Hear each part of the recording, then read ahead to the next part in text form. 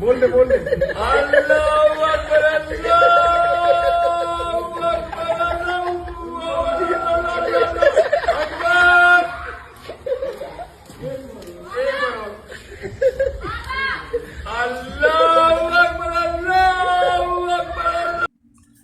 இந்துத்துவாக்கள் இதை சற்றும் எதிர்பார்த்துருக்க மாட்டாங்க.